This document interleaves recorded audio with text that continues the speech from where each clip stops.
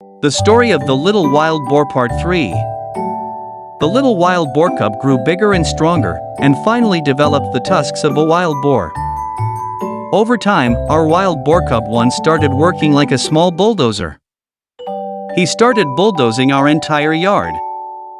Later, he began uprooting my mother's vegetable plants to see if there were any yams underneath. Not stopping there, he started digging around other trees as well, checking their roots.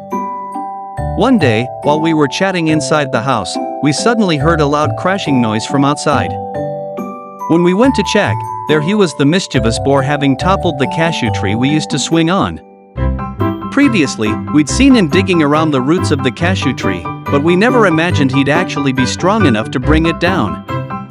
Despite his naughty antics, he continued playing with us just like he did when he was smaller. Even his trips to the shop with Mom didn't stop.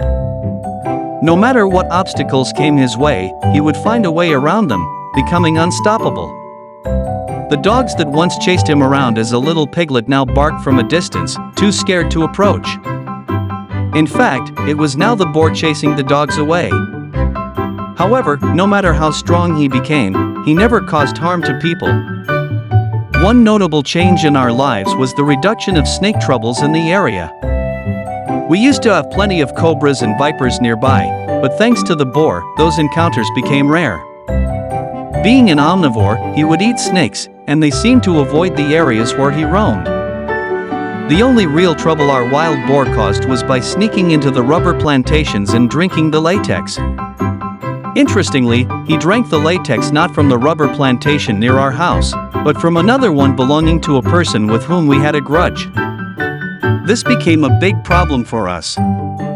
Drinking rubber latex isn't good for health, but the boar wouldn't stop no matter what we tried.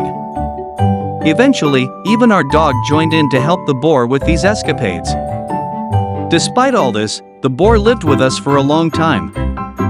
Some people who saw him would comment that he was now and now for the good meat.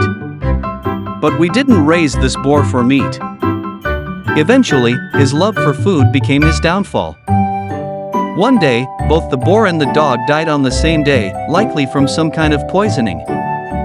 Heartbroken, we buried them together at the spot where the cashew tree once stood. I cried the whole day. Dad comforted us, explaining that no one can live forever. Even now, when I see wild boar meat for sale on the roadside, I can't help but think of our boar. I hope that after hearing this story, you'll remember him too.